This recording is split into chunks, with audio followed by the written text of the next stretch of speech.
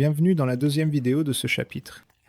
Comme promis, nous poursuivons notre introduction aux architectures avancées de microcontrôleurs. Pour savoir comment choisir le bon, familiarisons-nous avec les cœurs ARM Cortex actuellement les plus populaires. Victor, je te laisse la parole. Merci. Nous souhaitons également vous proposer un peu de pratique pour aider à alléger la grande quantité de théorie. Dans les vidéos suivantes, vous verrez de nombreuses applications des microcontrôleurs, mais pour comprendre les raisons, vous avez besoin de ces chapitres introductifs théoriques. Nous vous avons préparé une compilation du chapitre 19 à titre d'exemple. Dans celle-ci, nous avons connecté un panneau de commande de moteur et un petit moteur à courant continu à la carte de développement. Un codeur de capteur complet est relié à l'arbre du moteur, ce qui nous permet de mesurer le régime du moteur. Dans ce chapitre, nous aborderons plusieurs tâches de contrôle et de régulation.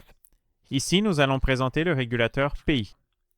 Les boutons servent à régler la vitesse d'arbre souhaitée, indiquée sur l'afficheur sous le nom de RA, et l'algorithme de contrôle exécuté sur le microcontrôleur tente d'ajuster le signal d'intervention afin que la vitesse réelle de l'arbre soit aussi proche que possible de la valeur cible définie. Le signal d'intervention est noté U, et la vitesse réelle de l'arbre est notée Y. Le signal d'erreur, qui est la différence entre la consigne et la vitesse réelle, est indiqué par E essayons. En appuyant plusieurs fois sur le bouton du haut, vous pouvez alterner entre plus 60 et moins 60.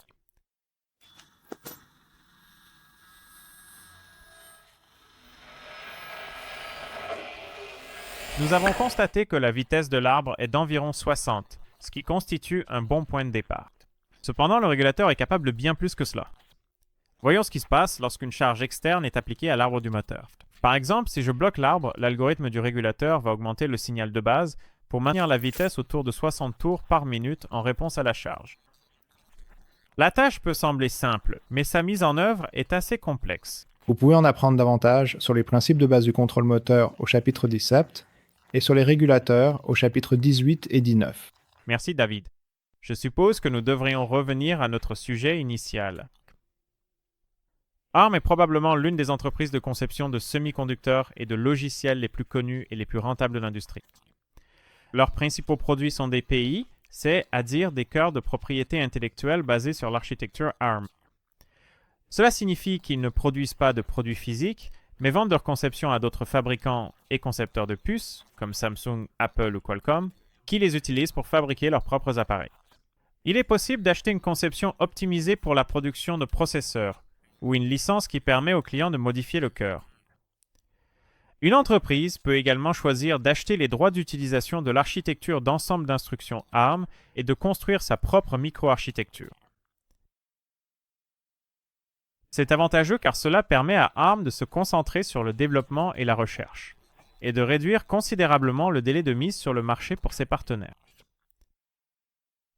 C'est un modèle commercial très courant utilisé par IBM, entre autres, et même par des fabricants de semi-conducteurs célèbres comme Texas Instruments et Intel, dans certains cas. Il est vraiment étrange qu'ARM vende les cœurs IP à tout le monde, mais ne fabrique pas de puces, alors qu'il pourrait facilement s'emparer de tout le marché. C'est une remarque raisonnable, mais la situation n'est pas si simple.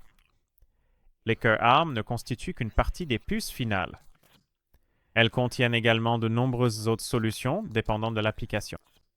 Un fabricant donné peut avoir des centaines de solutions différentes basées sur ARM sur le marché. Il est plus simple et moins risqué de ne vendre que les cœurs IP et de laisser la fabrication et la personnalisation des solutions aux partenaires. Merci pour ces informations de contexte. La situation est vraiment assez complexe. Je vous en prie. J'aimerais dire quelques mots sur l'histoire d'ARM. Le premier processeur prototype avec l'architecture ARM a été lancé en 1985. L'abréviation faisait référence au nom de l'entreprise qui l'a conçu, c'est Adair Acorn Computers, ainsi qu'au type d'instruction qu'elle utilisait, la machine Acorn RISC. Aujourd'hui, on l'appelle plus couramment l'Advanced RISC Machine. La deuxième génération a été produite en coopération avec Apple Computer et VLSI Technologies sous le nom d'Advanced RISC Machines Limited. Au début des années 2000, les conceptions spécifiques à une application ont commencé à remplacer les cœurs de processeurs généralistes traditionnels. Cela fait référence à la 7e génération de l'architecture, c'est, à dire, l'ARM7. L'ARM Cortex-M a été le premier à apparaître, suivi par les cœurs Cortex-A, puis enfin les cœurs Cortex-R. Nous aborderons tous ces éléments plus en détail par la suite. En 2018, l'entreprise a lancé le développement du processeur pour les serveurs Neoverse et les appareils réseau utilisant des cœurs Cortex-A. Dans la seconde moitié de 2019, ils ont présenté le premier membre de la série Ethos, une catégorie totalement différente des microprocesseurs précédents, spécialement conçus pour l'intelligence artificielle, appelée unité de traitement neuronal ou NPU en abrégé. Cette dernière ne sera abordée que partiellement plus tard. Alors qu'est-ce que l'architecture ARM? Comme je l'ai mentionné précédemment, l'architecture ARM était à l'origine une architecture 32 bits, mais les modèles plus récents disposent de largeur de données et d'instructions de 64 bits. Dans ce qui suit, je vais décrire les caractéristiques de l'architecture d'instruction de l'ARM32, c'est, à dire, le microcontrôleur 32 bits. Et bien sûr, cela s'applique plus ou moins aux autres cœurs ARM. Tous les registres ont une largeur de 32 bits. Les instructions ont une largeur fixe afin que l'exécution des différentes étapes puisse être mieux parallélisée. Un bon exemple de cela était le pipeline dans les vidéos du chapitre précédent. L'inconvénient de cela est que la même tâche nécessite l'exécution d'un plus grand nombre d'instructions, ce qui signifie une utilisation accrue de la mémoire et donc une réduction de la densité du code. Cela a été amélioré par la suite avec le jeu d'instructions Thumb qui sera abordé plus en détail dans le prochain chapitre. Le concept original ne prenait pas en charge l'accès à la mémoire en ligne. Elle n'était lisible qu'en blocs de 32 bits. Cela a été modifié à partir de la 6e génération. En raison de son jeu d'instructions réduit, ou RISC, la mémoire ne peut être accédée que par des instructions de chargement ou de stockage, et la plupart des instructions sont exécutées en un seul cycle d'horloge. Pour compenser les inconvénients du RISC, d'autres fonctionnalités ont été introduites. La vérification de la condition des branches dans le programme est calculée à l'avance par le système, ce qui accélère l'exécution du programme. Cela signifie que le pipeline ne traite aucun fragment d'instruction se trouvant dans la branche où la condition n'est pas remplie. Les instructions arithmétiques ne modifient votre registre d'état que si cela a été configuré ainsi. Sans perte de puissance de calcul, une rotation circulaire peut être appliquée aux données. Par exemple, les données ABCDEF peuvent être lues sous la forme FABCDE ou selon n'importe quelle combinaison de séquences arbitraires. Les adresses mémoire peuvent être spécifiées non seulement explicitement, mais aussi par la position relative au compteur de programme. Il existe 7 types d'interruptions de base parmi lesquelles choisir, chacun ayant des fonctions de registre différentes. Pour les appels de fonctions, l'architecture utilise un registre spécial, appelé registre de liaison, pour stocker l'adresse de l'instruction dans le programme d'origine. Tous les cœurs ARM disposent d'instructions d'addition, de soustraction et de multiplication, mais l'instruction de division n'est apparue qu'à la 7e génération. La plupart des processeurs actuels possèdent une unité de traitement en virgule flottante dédiée, également appelée VFP, c'est à dire Vector Floating Point, ou FPU, c'est à dire Floating Point Unit. Cependant, cela reste optionnel, par exemple dans certains membres de la famille Cortex-M. Si cette unité se trouve dans un cœur, cela est indiqué par la lettre F après le nom du cœur. Selon l'architecture ARM, il peut y avoir 16 coprocesseurs. 15 d'entre eux peuvent être spécifiés par le fabricant. Le dernier est réservé par ARM pour des cas particuliers. Si je comprends bien, l'architecture ARM ressemble à un robot industriel polyvalent qui peut être programmé pour diverses tâches, comme le soudage, l'assemblage ou la manutention de matériaux. Tout comme le robot utilise différentes têtes et outils, l'architecture ARM utilise différents jeux d'instructions et unités de traitement.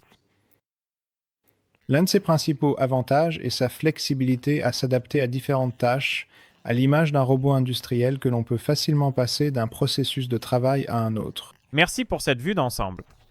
À partir de 1994, avec les processeurs ARMSEPT TDMI, ARM a introduit le jeu d'instructions STUMP. Ces instructions possèdent un codage plus court de 16 bits, mais elles opèrent sur des données de 32 bits et couvrent une partie plus restreinte du jeu d'instructions ARM en termes de fonctionnalité. Au lieu des 16 registres à usage général utilisés dans l'architecture standard, seuls 12 sont accessibles dans ce mode. Pouvez-vous nous donner un exemple qui nous aidera à visualiser cela? Si je poursuis l'analogie d'ingénierie précédente, vous pouvez imaginer cela comme un robot capable d'effectuer 12 fonctions au lieu de 16, mais qui est plus petit et plus rapide. Cela semble être une limitation importante en termes de fonctionnalité, mais cela ne pose aucun problème au fonctionnement du cœur. Pourquoi? Chaque instruction thumb est une implémentation matérielle d'une autre instruction ARM, mais avec des paramètres et des options limitées. Le schéma bloc ci-dessous montre comment vous pouvez vous le représenter. Par exemple, dans le cas des instructions ARM pour le traitement des données, il y a un ou deux registres à partir desquels le processeur lit les opérandes et un autre dans lequel il écrit les résultats. Pour le jeu d'instructions thumb, ce dernier est le même que l'un des registres d'opérandes. Des simplifications comme celle-ci leur permettent de réduire la plupart des instructions de 32 bits à 16. Évidemment, il y a un inconvénient à ce procédé, à savoir une fonctionnalité réduite. Il existe de nombreux cas où tout ne peut pas être résolu avec les instructions thumb, ou du moins où cela devient nettement plus compliqué qu'avec les instructions ARM standard. Par conséquent, les deux peuvent être mélangés et le système décide comment interpréter le code d'instruction par instruction. En 2003, le jeu d'instructions Thumb 2 a été introduit, ajoutant des éléments 32 bits au système limité existant de 16 bits, ce qui permet un fonctionnement plus rapide. La plupart des blocs processeurs peuvent exécuter des instructions ARM et Thumb, mais les cœurs Cortex-M ne peuvent gérer que les instructions Thumb et Thumb 2. Cela a rendu le jeu d'instructions raccourci encore plus important pour les passionnés de microcontrôleurs.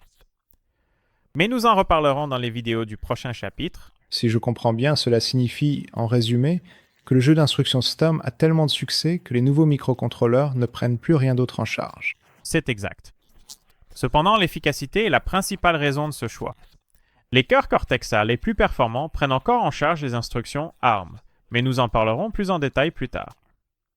À mesure que les cœurs se sont améliorés, de plus en plus de fonctionnalités ont été ajoutées à un produit. Et pour éviter d'avoir à tout rechercher, ARM a mis en place un système de dénomination par lettre qui permet de voir facilement quelles fonctionnalités sont incluses dans un processeur donné. Prenons par exemple la famille ARM SEP-TDMI mentionnée précédemment. ARM est le nom du système de base, suivi du numéro de génération. Ensuite, on peut trouver les lettres T, J, D, M, I et E. Pourriez-vous nous dire ce que signifient exactement ces lettres? T pour Thumb signifie la compatibilité avec le jeu d'instructions Thumb. J pour Java indique que le bytecode Java peut être exécuté directement sur cette architecture. D comme debug est utilisé pour indiquer la présence de l'interface JTAG. Cela sera abordé plus tard dans le chapitre 6.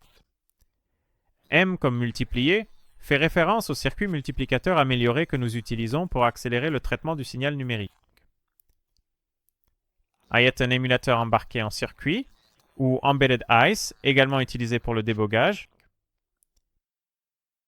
Enfin, E, qui signifie instruction ajoutée pour le DSP, c'est à dire la fonctionnalité de processeur de signal numérique. Cela inclut toutes les notations et fonctionnalités précédemment listées, à l'exception de l'intégration du bytecode Java. Cela aide beaucoup lorsqu'on cherche un microcontrôleur pour une tâche spécifique. Oui, et comme je l'ai mentionné plus tôt, la 7e génération de l'architecture a séparé le processus de conception pour différents utilisateurs, créant ainsi les profils Cortex-A, R et M. Les trois profils sont basés sur les mêmes principes, donc les composants principaux sont similaires. Mais d'autres composants ont été ajoutés ou retirés de manière ciblée selon que l'appareil a besoin de plus de performance et de fonctionnalité ou d'une consommation d'énergie plus faible. Commençons par la plus grande famille d'ARM, le profil A. Ces cœurs sont spécialement conçus pour une large gamme d'applications dans des appareils ayant de grands besoins en puissance de calcul. Ils intègrent toutes les dernières améliorations et fonctionnalités. La première et la plus importante différence avec les deux autres profils Cortex est que cette architecture a été capable de gérer la mémoire virtuelle, c'est-à-dire qu'elle contient une MMU, unité de gestion de la mémoire, depuis le tout début, ce qui est indispensable pour faire fonctionner les systèmes d'exploitation modernes d'aujourd'hui. La MMU permet de gérer en toute sécurité la gestion de la mémoire des programmes s'exécutant en parallèle. Cependant, le matériel complexe requis entraîne une consommation d'énergie élevée et un contrôleur coûteux, donc dans les cas où de hautes performances de calcul ne sont pas nécessaires, un cœur moins performant peut être une solution plus optimale. Presque tous les cœurs de la série A incluent une unité de calcul en virgule flottante dédiée, une unité de traitement multimédia Neon, ainsi qu'un système de sécurité matérielle appelé Trust Zone. Après tout, il n'est pas surprenant qu'une grande partie des appareils intelligents que nous connaissons soient équipés de cœurs ARM Cortex-A. Selon certaines estimations, près de 100% du marché des smartphones utilise désormais ces processeurs, y compris Apple, Huawei et Samsung. David, à ton avis, quel grand marché n'est pas encore dominé par les cœurs ARM? Je pense que le marché des PC et des serveurs est encore presque entièrement dominé par les cœurs x86. Tu as raison, même s'il y a aussi des évolutions dans ce domaine. Désormais, 10% du marché des serveurs est basé sur ARM, et les ordinateurs vendus par Apple sont désormais exclusivement équipés de microprocesseurs basés sur ARM. Cette année, Qualcomm est également entré sur le marché des PC Windows avec des solutions basées sur ARM. Le profil qui compte le moins de membres est le profil Cortex-R, qui a été lancé en dernier parmi les trois. Son utilisation est très similaire à celle des cœurs Cortex-A, mais dans ce cas, la priorité est donnée aux applications temps réel et à la sécurité. Il est utilisé dans les dispositifs médicaux, le contrôle de vol et de mouvement, ainsi que dans les dispositifs de commande tels que les automates programmables PLC. Le traitement en temps réel est obtenu grâce à une connexion à faible latence des modules de mémoire et à un service rapide des interruptions, tandis qu'une grande fiabilité est assurée par la gestion des exceptions matérielles, le codage mémoire avec correction d'erreurs, ou SCC en abrégé, et des unités arithmétiques parallèles redondantes. Le cœur 422, introduit en septembre 2020, est désormais capable de gérer la mémoire virtuelle, ce qui rend la famille Cortex-R non seulement capable d'exécuter un système d'exploitation en temps réel, mais également capable d'exécuter Linux ou Android. Selon vous, David, quelles sont les principales applications de la série Cortex-R? Sur cette base, je dirais l'industrie automobile et les périphériques de réseau à haut débit. Oui, tu as raison. L'industrie automobile et les périphériques de réseau à haut débit sont les domaines dans lesquels les fonctionnalités supplémentaires de la série R sont les plus demandées.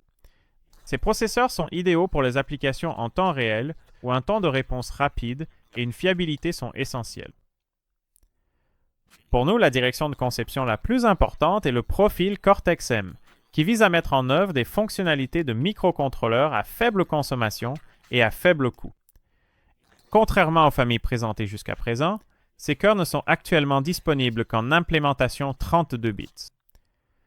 Le tout premier cœur Cortex-M spécifique à une application, le M3, a été introduit en 2004.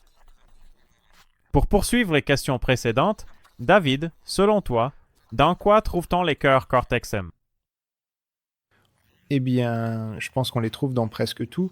Eh bien, tu supposes correctement. On retrouve les cœurs Cortex-M dans l'électronique de gestion de l'alimentation, les écrans tactiles, la charge de batterie, le contrôle des capteurs et les microcontrôleurs complets. La gestion de la mémoire est une question fondamentale dans la conception des processeurs. Deux grands groupes ont émergé dans l'évolution des ordinateurs pour apporter des solutions aux problèmes de gestion de la mémoire et des données. Le premier groupe est l'architecture de von Neumann, dans laquelle la mémoire des données et celle des instructions constituent une seule et même unité. Quels penses-tu être les avantages et les inconvénients de cela, David? Eh bien, d'après ce que j'ai déjà entendu, je pense que même si le processeur ne peut pas interagir avec les deux en même temps, il est nettement plus simple dans sa conception, et donc l'architecture sera plus économe en énergie et en coût. Il en découle que les systèmes basés sur l'architecture de Neumann ont une consommation d'énergie, un coût et des performances de calcul plus faibles. Exactement. Dans la famille Cortex-M, ce sont les cœurs appelés M0, M0+, Mon et M23. L'autre grand groupe est l'architecture Harvard, dans laquelle la mémoire d'instruction est séparée de la mémoire de données, ce qui permet au processeur de les lire et de les écrire en même temps, offrant ainsi de meilleures performances. Les cœurs utilisant cette architecture sont les modèles M3, M4, M7, M33, M35P, M52, M55 et M85. Je pense qu'il est important de bien connaître les membres de la série Cortex-M, car on les retrouve dans de nombreux microcontrôleurs. Et si vous devez choisir entre deux types de M, il est bon de savoir ce que chacun propose. Le M0 offre la plus faible consommation d'énergie et se situe également en bas de la liste en termes de complexité, avec seulement 12 zéros portes logiques. Malgré cela, il est excellent pour les tâches qui ne nécessitent pas beaucoup de calcul. Le M0+, est comme son nom l'indique, une version améliorée du M0. Le MEN utilise également le même jeu d'instructions que le M0, mais il dispose d'une gestion de la mémoire nettement plus rapide que son prédécesseur. Actuellement, le M23 est le dernier membre de la gamme basse consommation, reprenant les fonctionnalités du M0+, avec en plus l'extension de sécurité Trust Zone mentionnée précédemment. De l'autre côté de la médaille, il convient de commencer par le cœur M3, qui a été le premier de la famille Cortex-M, lancé en 2004. Ici, l'ensemble complet d'instructions STUM est implémenté, ainsi que le circuit matériel de division, la sortie de débogage et la surveillance de l'état interne. Le M4 est une version améliorée de son prédécesseur avec DSP, c'est à dire des instructions de traitement du signal numérique et des modifications telles qu'une unité de traitement en virgule flottant. Le M33 est le successeur des M3 et M4, rendu encore plus stable, efficace et sûr grâce à l'implémentation de Trust Zone, entre autres fonctionnalités. Le MES7 possède toutes les fonctionnalités du M4, mais avec des performances de calcul nettement supérieures. Enfin, le plus récent est le Mackinnon 5, qui est actuellement le cœur le plus puissant d'ARM pour les microcontrôleurs et qui combine les avantages de la série Cortex-M précédente avec des possibilités d'apprentissage automatique. Les premiers produits basés sur le cœur Cortex Mackinnon 5 viennent tout juste d'être commercialisés. Avec autant d'options disponibles, j'aurais vraiment du mal à choisir la meilleure solution pour mon application spécifique. Il y a effectivement un large choix, mais vous verrez bientôt que les fabricants aident les clients potentiels à trouver la solution optimale pour leurs besoins. De nos jours, l'utilisation des réseaux neuronaux est devenue une norme dans de nombreux domaines, comme les technologies de reconnaissance d'images et de voix. Parce que ces solutions ont des besoins spécifiques, ARM a également lancé en 2019 sa première gamme de NPU, c'est-à-dire d'unités de traitement neuronal, qui contiennent des cœurs spécialement optimisés pour l'apprentissage automatique. Leur architecture ne sera pas abordée dans ce chapitre, car elle nécessiterait des connaissances approfondies en apprentissage automatique. Ces NPU ne sont qu'un effet de mode, et bientôt même la lessive devra être intelligente, au moins dans le nom. Ont-ils une utilité pratique ? Eh bien, jusqu'à présent, très peu de fabricants ont implémenté les cœurs Ethos. Mais dans le projet sur lequel je travaille actuellement, nous envisageons d'utiliser un microcontrôleur avec un NPU Ethos. Si les tâches de traitement du signal sont correctement attribuées au NPU, la consommation d'énergie peut être réduite jusqu'à 100 fois. ST Microelectronics est l'un des plus grands fabricants de semi-conducteurs au monde, aux côtés de noms tels qu'Intel, TI et Qualcomm. Basé en Suisse, ST a été fondé en 1987 par la fusion de l'italienne SGS Microelettronica et de la française Thomson Semiconductor, créant ainsi la plus grande entreprise de semi-conducteurs d'Europe. L'entreprise développe et fabrique une gamme impressionnante de composants électroniques, allant des éléments analogiques de base aux pilotes de bus numériques et microcontrôleurs. La famille de produits STM32 regroupe les microcontrôleurs et microprocesseurs 32 bits de la société. Chaque appareil de cette gamme utilise des cœurs ARM, et tous les microcontrôleurs de cette série sont conçus avec des cœurs Cortex-M. Les microcontrôleurs peuvent être divisés en 4 groupes, les contrôleurs à haute puissance de calcul, à large gamme d'applications, à très faible consommation d'énergie, et ceux avec modules sans fil intégré. Vous pouvez les voir en détail dans le schéma présenté dans la vidéo. Eh bien maintenant, je comprends ce que tu veux dire par un large choix. Il peut être difficile de s'y retrouver. Mais ne t'inquiète pas. Dans le cas d'un projet de loisir, il n'y a aucun problème à viser bien plus haut que nécessaire. Et si tu réfléchis déjà au développement d'un produit, les représentants du fabricant peuvent t'aider à choisir la solution la plus optimale. La famille STM32 comprend non seulement des microcontrôleurs, mais aussi des unités de microprocesseurs, ou MPU en abrégé. Ce sont des dispositifs conçus à partir de plusieurs cœurs, avec un ou plusieurs cœurs Cortex-A et un cœur Cortex-M. À la fin de l'année 2020, tous ces produits comportaient un ou plusieurs processeurs ACEPT et un processeur M-Quad. Les MPU sont généralement utilisés pour des tâches de contrôle où il est important que l'appareil dispose d'une interface de commande claire nécessitant des graphismes complexes. Des exemples parfaits sont les unités de contrôle principales dans une maison intelligente ou une grande partie des équipements utilisés dans le secteur de la santé.